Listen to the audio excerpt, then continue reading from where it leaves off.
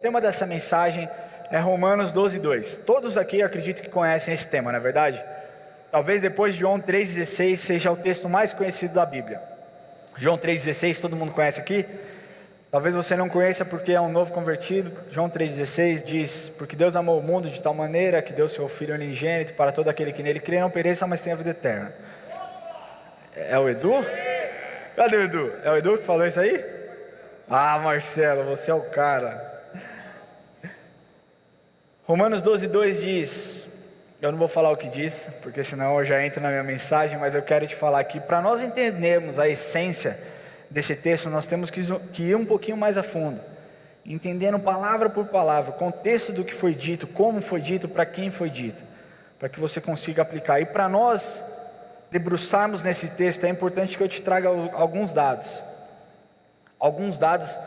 dos dias atuais, que realmente me assustam e vão te assustar. Você está pronto? Glória a Deus. 60% dos jovens entre 16 e 18 anos já tiveram relações sexuais. Vou repetir, 60% dos jovens entre 16 e 18 anos já tiveram relações sexuais. 30% de adolescentes entre 13 e 15 anos já tiveram relações sexuais. A coisa está ficando cada vez mais feia, na verdade. Mas não para por aí.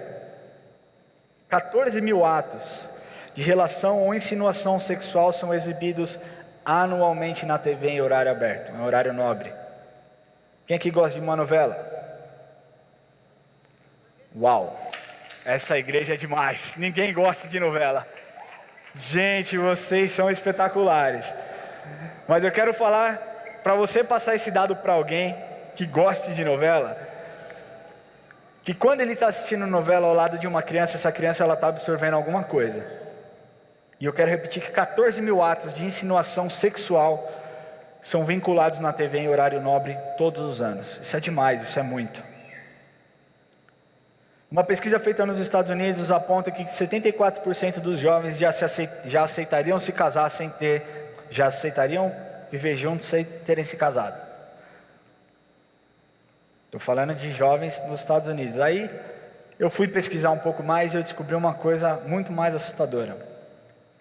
Existe um grupo nos Estados Unidos que se chama Barna Research, que é um grupo de pesquisa, como o Ibope, como o Datafolha, como tantos outros aí, só que eles fazem sempre vinculado a alguma coisa cristã. Então ele vai falar sobre dinheiro e cristianismo, a família e igreja. Ele vai sempre fazendo esse paralelo. E em uma dessas pesquisas, esse grupo viu que 41% dos adultos cristãos responderam que viveriam juntos sem se casarem. 41% dos cristãos adultos responderam que viveriam juntos sem se casarem. É uma clara afronta ao que a Bíblia diz. E por conta dessa banalização, por conta da falta de respeito e a falta de temor com a palavra de Deus, nós temos vivido diariamente consequências drásticas, que aos olhos humanos talvez sejam irreparáveis. Mas eu aqui venho te trazer uma palavra de esperança. Existe alguém muito mais interessado na salvação da humanidade do que a gente. Mas Ele deixou uma missão para cada um de nós, para que nós fôssemos e pregássemos o Evangelho a toda criatura. Esse trabalho não é só um trabalho meu, não é só o trabalho dos ministros de louvor, dos pastores dessa igreja. Esse é um trabalho para cada um de nós. Então, para nós entendermos as consequências dessa banalização, nós vemos que a taxa de divórcio entre os cristãos, ela já se igualou aos que não são crentes. Ela já é a mesma porcentagem dentro da igreja e fora da igreja. Que diferença nós temos feito? 3 milhões de novos casos de DST. Todos os anos são descobertos no meio dos jovens. 3 milhões de casos. Todo mundo aqui sabe o que é DST? Glória a Deus. Se você não sabe, eu vou te dizer que é doença sexualmente transmissível. São pessoas que se relacionam com pessoas erradas, buscando uma alegria que não existe, e depois disso percebem que se entregaram de forma errada para a pessoa errada, e aí bate o desespero. E aí eu venho com um dado mais assustador também.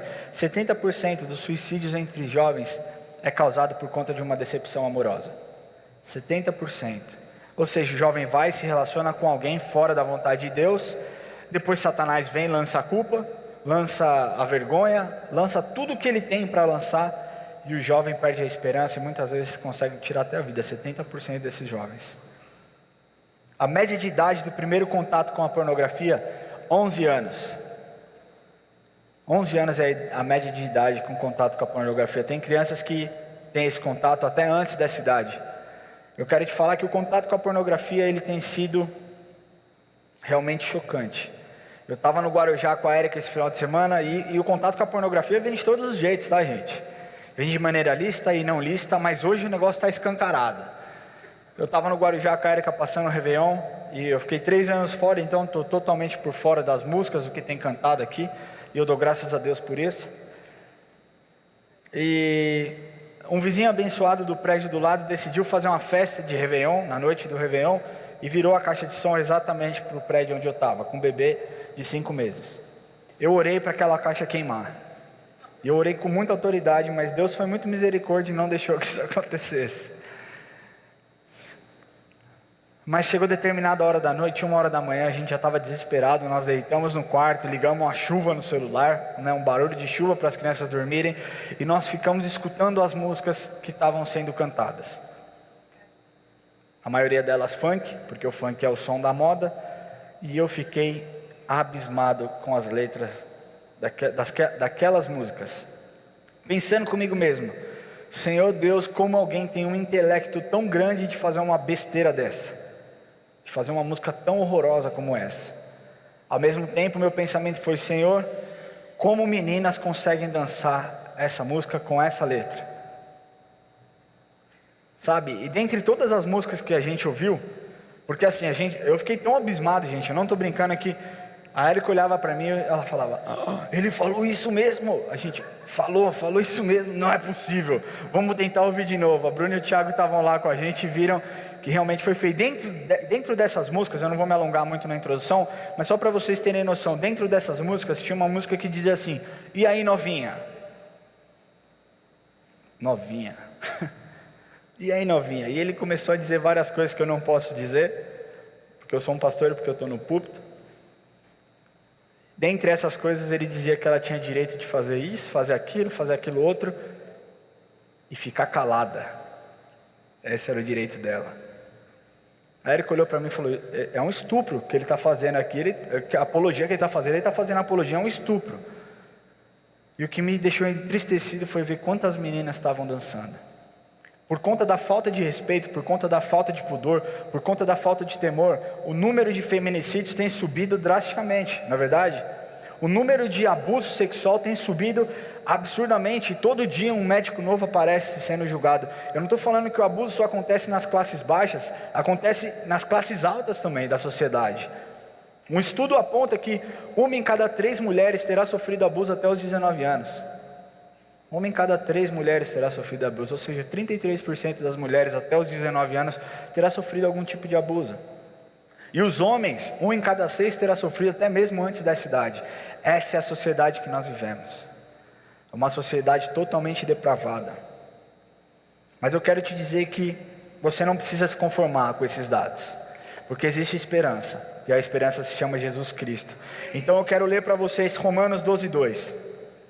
Romanos 12:2, quem tem Bíblia diga amém. Quem não tem, eu não quero dispor, diga amém também. Se você tem a sua Bíblia, abra em Romanos 12:2. Se você não tem, você pode acompanhar o texto por aqui. E diz assim: não vos conformeis com esse mundo. Existem algumas versões que dizem não vos conformeis com esse século, que é a mesma coisa e você vai entender o porquê. E não vos conformeis com esse mundo, mas transformai-vos pela renovação da vossa mente, para que experimenteis qual é a boa, perfeita e agradável vontade de Deus. Amém? Quantos aqui conheciam esse versículo? Quantos conseguem ditar esse versículo de cor? Então vamos falar junto?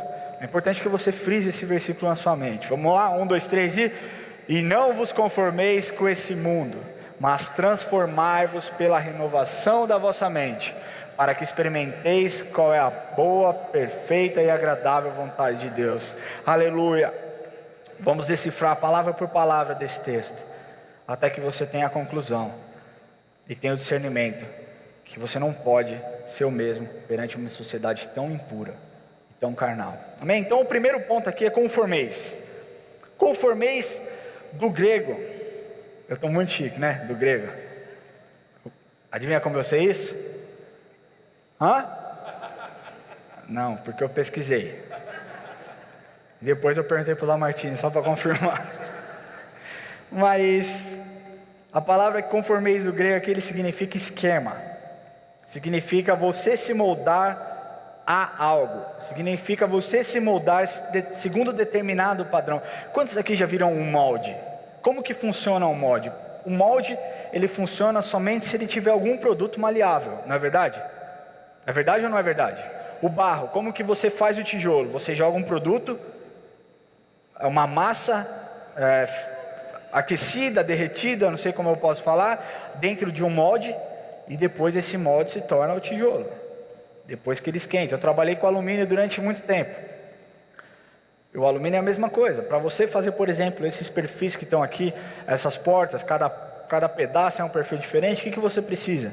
Você precisa da matéria-prima, aquecida a tantos graus, tem o meu mestre ali no alumínio, meu pai, aquecida a tantos graus, ele vai se tornar maleável, e vem uma prensa e prensa no molde para que saia o formato do alumínio. E é isso que Paulo está falando. Não vos conformeis,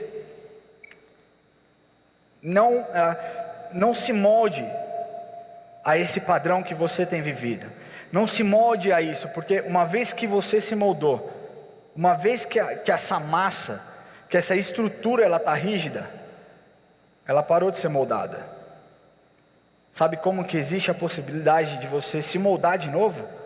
Você se quebrando, você quebrando esse molde, você quebrando essa estrutura que estava dentro de um molde. E é por isso que você precisa ter a consciência, que tipo de molde você tem sido dentro da sua casa, que tipo de molde você tem trazido para os seus filhos, qual é o modelo que você tem usado, qual é o modelo que você tem feito, como você tem se apresentado diante dos seus filhos.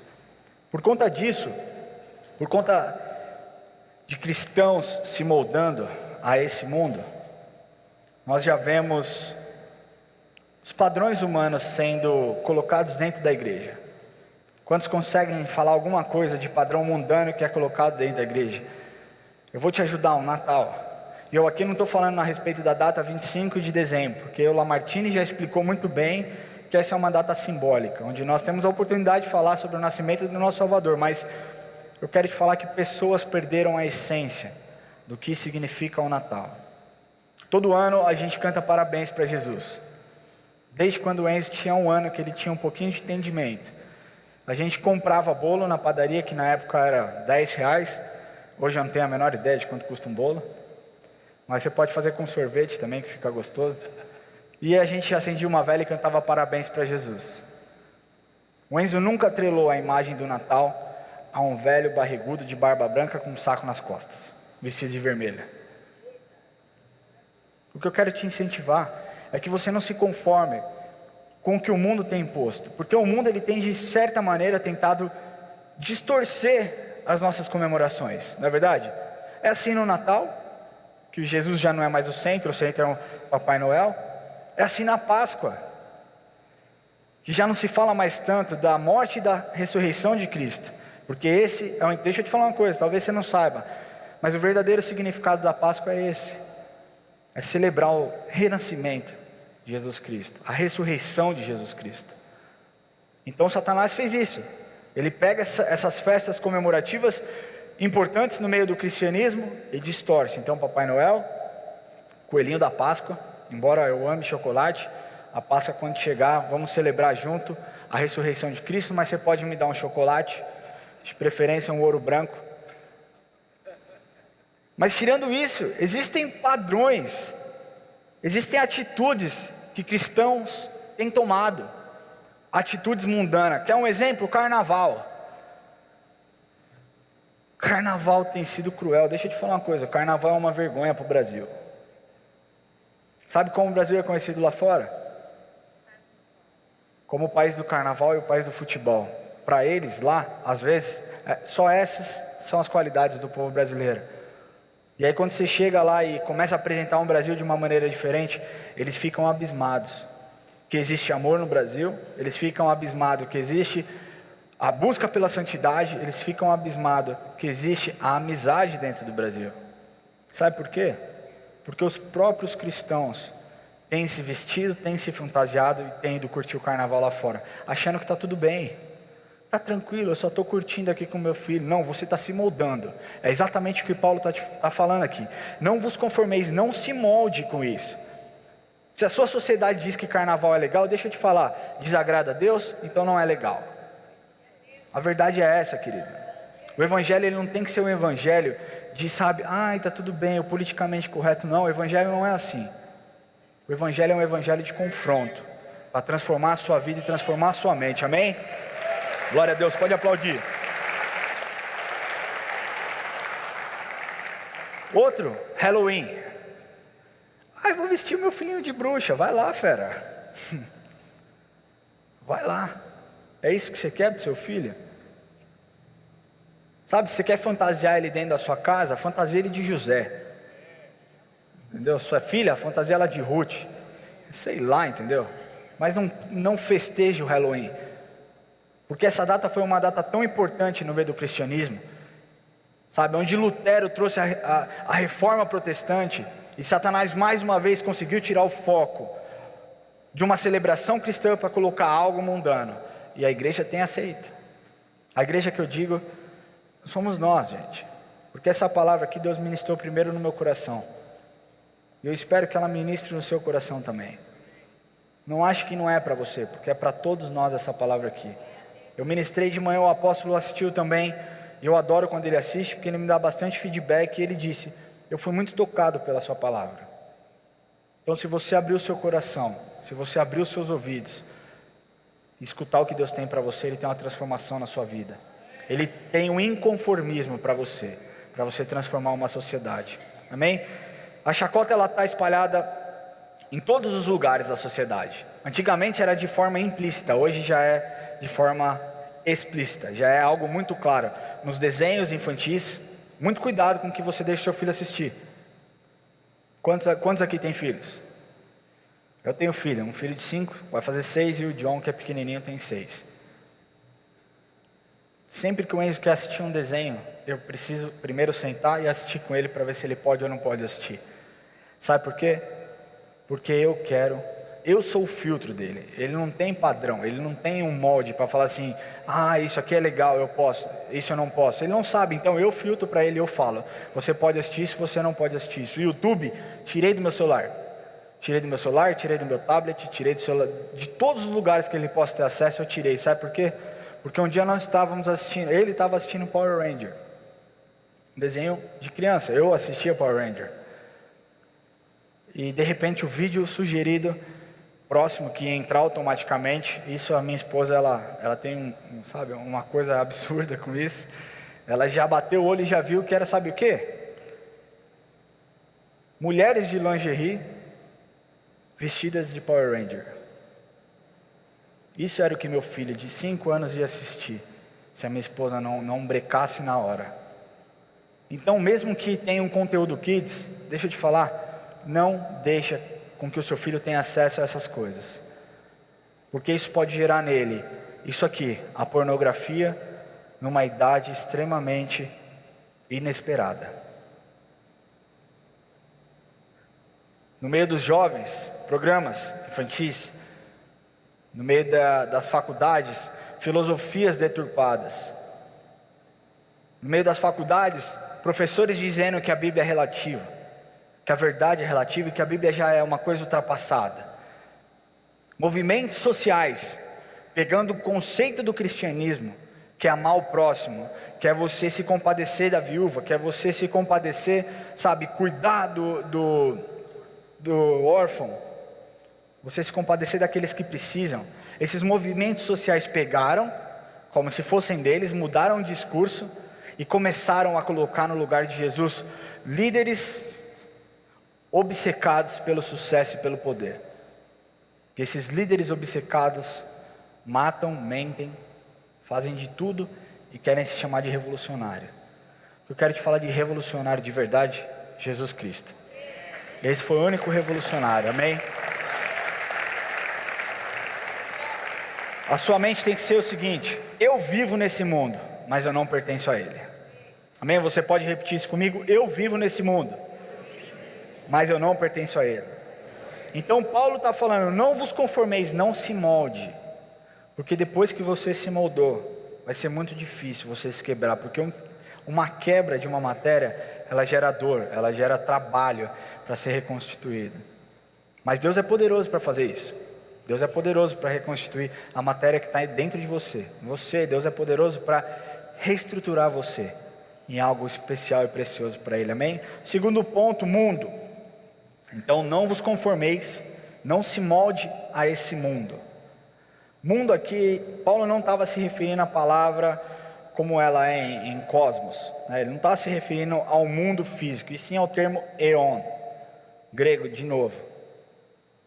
Gostaram? Ao termo? Né? O Martinho é o coração para ele.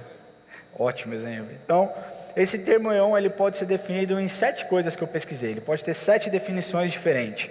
Mas eu peguei 3 aqui. A primeira diz que a era presente, simplesmente como uma ideia temporal, ou seja, os dias que nós vivemos hoje. O mundo material, conforme nós podemos ver lá em Hebreus 1, 2. Se você não leu, eu indico que você leia depois para você entender.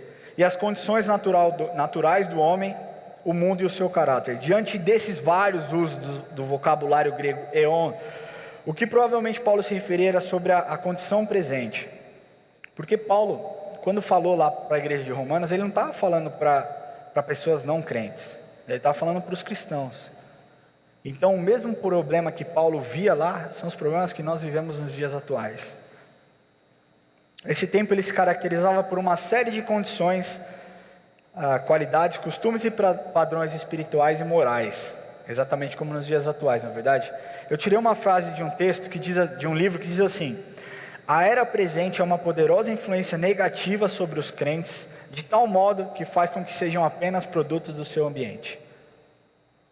Ou seja, se você é um crente que está um pouquinho desviado, que está um pouquinho para lá, eu quero te falar que você não é o cara não, você é apenas uma marionete que Satanás está usando. É duro? É, mas a igreja precisa de uma palavra de confronto.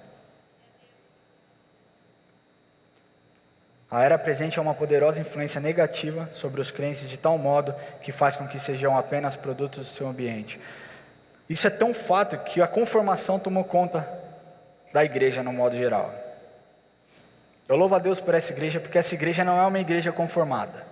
É uma igreja que busca sempre alcançar, busca sempre o crescimento. E eu sou a prova viva de como essa igreja aqui investe em pessoas, não é verdade? Mas existem igrejas aí fora que ao invés de transformar o mundo, elas têm sido transformadas. Ao invés de trazer alguma influência, elas têm sido influenciadas com um discurso onde a confrontação ela já não vale mais, porque se eu trazer um confrontamento eu posso perder membro. Você entende? Se eu falar duro desse jeito aqui, talvez algumas pessoas saiam da minha igreja. A igreja se tornou um balcão de negócio, onde o evangelho é colocado de lado, e o foco principal é ter membro. Sabe, existem pessoas que você vai conversar fora da igreja, falou, prazer, eu sou pastor da igreja Palavra Viva, Batista Palavra Viva. Primeira coisa que o cara pergunta é, quantos membros tem lá?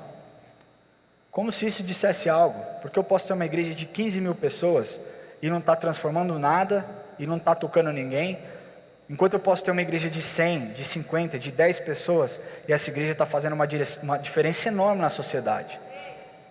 Então a vontade que muitas vezes que eu tenho de falar, é falar assim, quantas pessoas tem na minha igreja? 3, eu, meu pai e minha mãe, 4, com a minha esposa também, para ver qual que vai ser a reação dessa pessoa. Por que é isso? Porque as igrejas elas têm se moldado com os padrões mundanos ao ponto de achar que a quantidade ela é mais importante que a qualidade. Se não tiver uma qualidade no evangelho sendo pregado, e o evangelho puro e simples, na sua maneira de ser, que é a crucificação, que é o nascimento de Jesus, é você chegar para a pessoa e falar assim, deixa eu te explicar o plano da salvação. É o seguinte, Jesus nasceu, viveu durante determinado tempo, foi crucificado, quando Satanás achou que ele tinha vencido, Jesus ressuscitou para que você tivesse vida eterna. O evangelho de salvação ele é puro, ele é simples. Ele não precisa inventar, eu não preciso jogar para a torcida para agradar as pessoas. Então o que Paulo está falando é, não vos conformeis, não se molde com os padrões que você tem vivido hoje, mas transformai-vos. Então, o não vos conformeis com esse mundo, ele está falando de coisas que você não deve fazer. Aqui ele já muda um pouco o discurso, trazendo uma palavra de esperança para a igreja, dizendo, mas transformai-vos. E essa palavra transformai-vos, ela é metamorfose. Quantos aqui sabem o que é uma metamorfose? A metamorfose é uma transformação de dentro para fora. Assim como uma larva que entra num casulo, ela entra no seu casulo e se torna uma borboleta. Essa é a metamorfose. Isso é o que Deus espera da gente, que nós tenhamos essa transformação segundo os moldes da imagem de Cristo. É de fora para dentro, porque quando você é transformado de fora para dentro, você não vive uma vida fake. Essa palavra é uma palavra muito comum nos dias atuais. Você não vive uma vida mentirosa. Você é tão apaixonado pela palavra de Deus, por aquilo que Ele fez e aquilo que Ele faz na sua vida, que é impossível você se conformar com o que tem acontecido. Então as pessoas, elas se adequam todos os dias às situações. As pessoas vêm na igreja de domingo, levantam a mão, oram, ou então não levantam a mão, e quando saem daqui, vivem uma vida totalmente distorcida. A pessoa vai chegar no seu trabalho, é uma pessoa totalmente expansiva, expressiva, carismática, sabe, que gosta de todo mundo. Chega na sua casa, é uma pessoa extremamente angustiada, mal-humorada, mal-educada, que não trata bem a sua esposa. As pessoas, elas se moldam, as pessoas falam palavrão, e quando geralmente estão com o pastor, sabe, fazem, ô pastor, a paz do Senhor, tive uma semana abençoada, ou glórias. O cara falou glória uma vez na semana.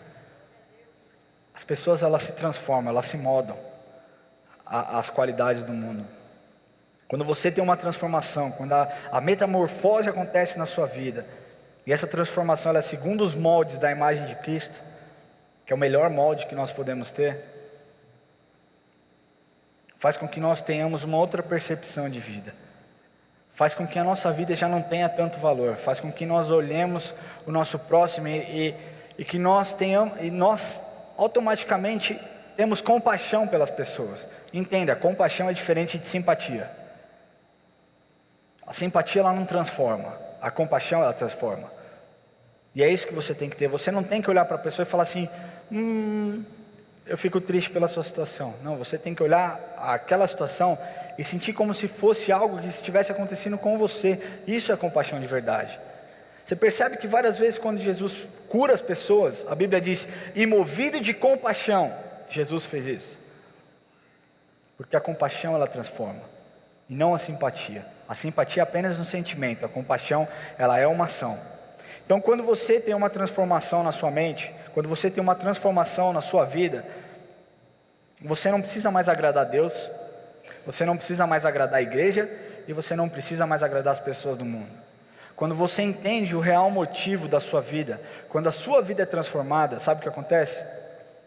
Você agrada a Deus, você é abençoado e abençoa a igreja de alguma forma, e você alcança as pessoas que estão perdidas.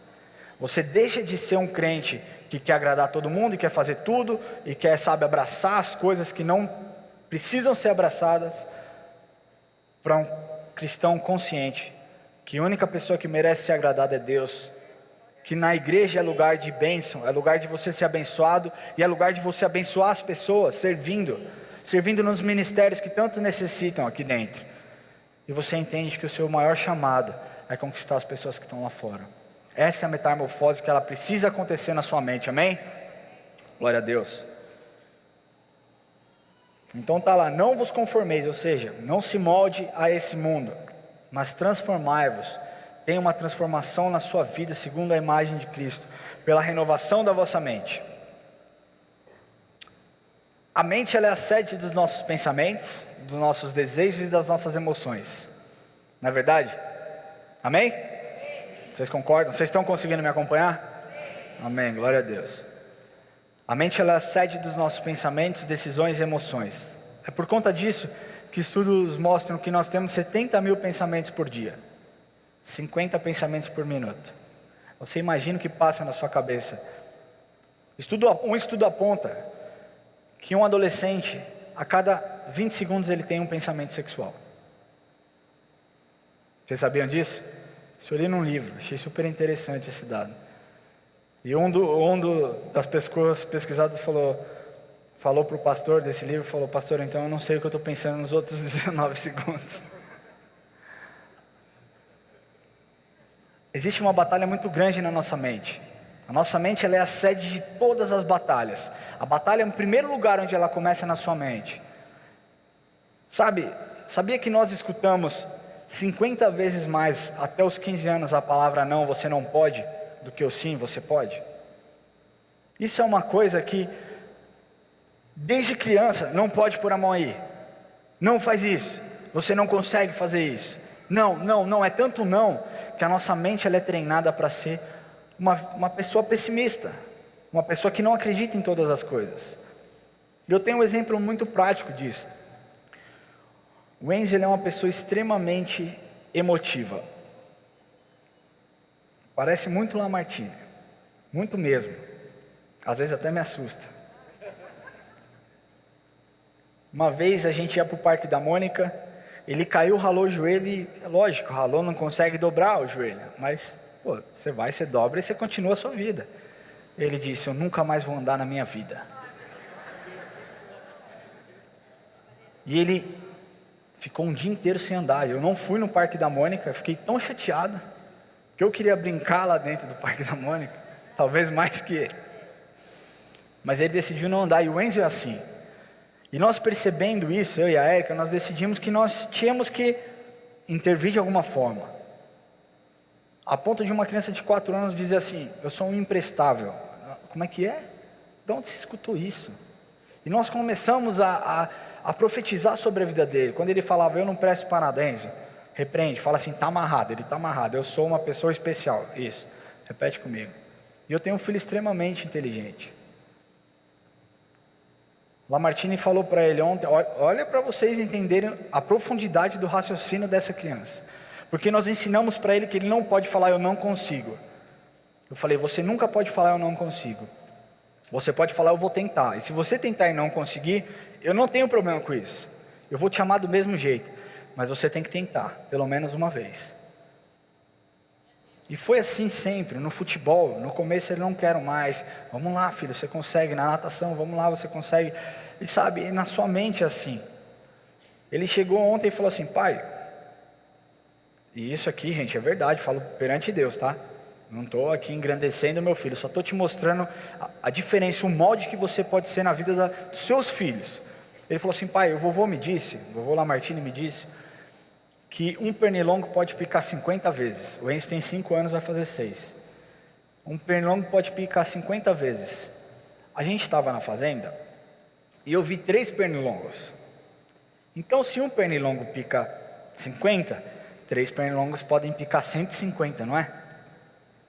Aí deixa eu checar. É brincadeira. Eu fiquei abismado, porque ele, sem eu ensinar, ele já entendeu a lógica. Sabe por quê? Porque é o que o apóstolo fala, que a mãe dele falava para ele. Eu falo: Enzo, você é um menino extremamente especial. Você é um menino extremamente ungido. Você é especial. Você é inteligente. E o molde que ele vê na minha casa, sabe qual que é? O molde de pais que servem a Deus e que adoram a Deus. Por isso ele tem uma mente renovada, todos os dias. Quando ele acorda, nós oramos e nós profetizamos sobre a vida dele. Você terá um dia espetacular, você terá um dia especial. A mente é o centro das batalhas que acontecem. Então, se você vive em uma enfermidade, você não concorda que existe aquela coisa na sua mente de: eu posso ser curado, Jesus pode me curar. E de repente você cai na real e fala assim: não, eu acho que talvez eu não vou ser curado. Talvez eu vá morrer disso. Vocês concordam comigo? É a sua mente batalhando. Eu quero te contar um testemunho de uma menina que eu vi pregando. Eu acho que ela era da Ucrânia, eu não lembro de onde ela era, mas ela conta que ela tinha a leucemia. Essa menina pregou lá na Chapel, da onde eu estudava. E ela tinha leucemia, e aconteceu que ela não aceitou aquela doença, ela repreendeu, e ela decidiu que ela ia viver pela fé. Então o que ela fazia? Todos os dias durante a devocional, quando ela lia algum texto referente à cura, referente à libertação, referente à restauração, ela anotava e colava na sua cama. Então é maior o que está em mim do que o que está no mundo, tal. E Jesus disse: a tua fé te curou. Ela colava tudo na cama dela. Então ela deitava, tinha aquele monte de papel, chegou uma hora que ela não tinha mais onde colocar o papel. Ela começou a colocar na geladeira, ela começou a colocar na porta, ela começou a colocar no banheiro do coisa. Acontece que aquela menina, ela tinha tanta certeza que ela seria curada, que de fato ela foi curada. Porque quando diziam para ela, o seu caso é muito grave, ela dizia, não é isso que a minha palavra diz. Não é isso que o meu Salvador diz. O meu Salvador diz que para tudo Ele tem um jeito. O meu Deus é um Deus de criatividade. O que eu quero te dizer hoje é que Jesus Cristo, Ele é um Deus de criatividade. Amém?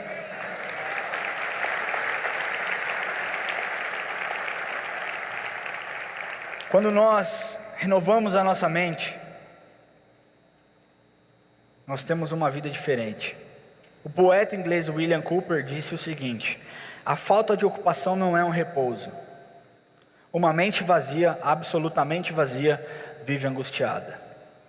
Quantos aqui concordam com essa frase? Você quer que eu repita essa frase? Sim? Falta de ocupação não é repouso. Uma mente absolutamente vazia vive angustiada. Isso explica o termo que nós costumamos ouvir nos dias atuais e que eu acredito que muitas pessoas acham que existe esse texto na Bíblia, que é mente vazia, oficina do diabo. E é a mais pura realidade. Não está na Bíblia, mas poderia estar, porque é a mais pura realidade. Uma mente vazia é a oficina do diabo. Sabe por quê? Porque quando a sua mente ela não está ocupada com as coisas de Deus, você vai sair do seu trabalho e você vai começar a ver coisas que você não deveria ver. Você vai começar a provar coisas que você não deveria provar. Você vai começar a vivenciar coisas que você não deveria vivenciar. Isso vai fazer, sabe com o quê? Com que você se distancie ainda mais de Deus. E que a sua mente seja tomada pelas coisas que Satanás tem.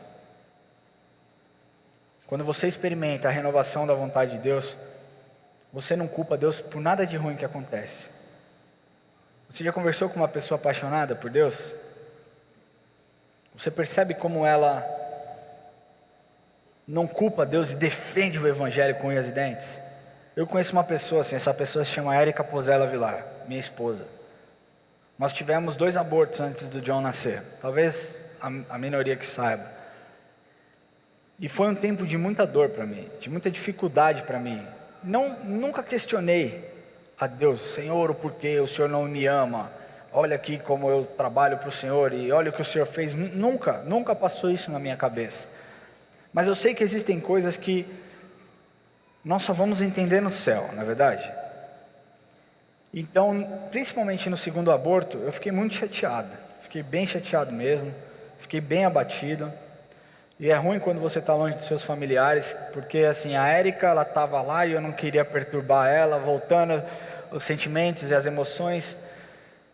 E um dia ela estava, não muito tempo depois, 2 dias depois, ela estava, cara, como se nada tivesse acontecido. E eu falei, como você consegue estar desse jeito? Como você consegue estar tão assim, tão alegre? Ela falou, porque a minha alegria não está no filho, a minha alegria está em Deus. E eu sei que a vontade de Deus ela é boa, perfeita e agradável. Eu não entendo por quê, mas eu sei que a vontade dele é boa, perfeita e agradável. E eu sei que ele me ama a despeito de qualquer coisa. Então eu estou muito em paz quanto a isso. E você deveria estar em paz também. Aquilo foi um choque para mim, porque eu tinha criado um monte de expectativa, um monte de sonhos, um monte de projetos. E os projetos tinham sido frustrados.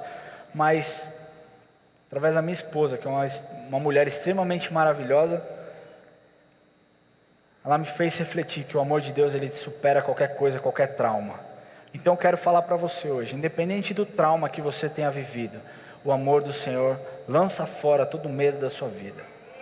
O amor do Senhor cobre qualquer dor que você possa ter sofrido, qualquer perda. Se você tem tido qualquer tipo de desilusão por conta de filhos que vivem em drogas, ou por conta do seu marido que saiu de casa, ou por conta da notícia mais triste que você teve, eu quero te dizer que a vontade de Deus ela é boa, perfeita e agradável, a despeito de qualquer coisa, amém? Quando você renova a sua mente, você não permanece mais o mesmo. E aqui eu entro no meu último ponto. E não vos conformeis com esse mundo. Não se molde ao que você tem vivido, mas transformai-vos, mas tenha uma metamorfose de dentro para fora, pela renovação da sua mente, para que experimenteis. Esse é o meu último ponto. A palavra de Deus, essa palavra que ela tem sido traduzida por vez, façais real, conheçais internamente, ou seja, tem uma experiência prática da boa, perfeita e agradável vontade de Deus. Quando você tem uma mente cheia, você experimenta todas essas coisas, porque nada te abala. Quando você tem uma mente assim, você entende que você não se conforma, você transforma. Você não se torna uma pessoa influenciável, você influencia. Você se torna mais parecido com Jesus e menos parecido com o mundo. Você se torna mais parecido com Jesus e menos parecido com você. Você é transformado pela palavra de Deus e não pela sociedade, pelas filosofias dos dias atuais. Eu quero terminar a minha pregação com 3 perguntas para você. Minha primeira pergunta é: o que você tem feito a respeito disso tudo? O que você tem feito para que isso não entre na sua casa? Como cristão, o que você tem feito para banir aquilo que não convém, aquilo que não é de Deus? Como você tem renovado a sua mente? Você tem um tempo para refletir? Você pode refletir agora? Eu queria que você fechasse seus olhos, abaixasse a sua cabeça, para que nós tenhamos um tempo de reflexão. Essa palavra é uma palavra de exortação, para mim, para você. Eu já refleti sobre isso, e o que eu tenho feito, o que eu tenho permitido que entre na minha casa, e o que não entre. O que você tem feito para não permitir que os padrões do mundo dite o ritmo da sua vida, dite a forma como você deve viver? Eu acredito que é tempo de nós levantarmos um clamor. Aqueles que estão inconformados com essa situação, e você deveria estar inconformado, porque a palavra diz: não vos conformeis. Se você está inconformado com isso que tem acontecido na nossa sociedade, eu quero te convidar a ficar em pé agora e nós vamos orar juntos. Essa é uma oração que não é uma oração só minha, mas é uma oração que tem que sair de cada boca aqui. Você pode fazer essa oração comigo? Você pode levantar a sua voz no seu lugar e começar a pedir perdão pelas suas falhas, pela relativização do Evangelho, pelas vezes que você não defendeu a Cristo da maneira como você deveria ter defendido, a banalização, aquilo que você tem permitido que entre na sua casa.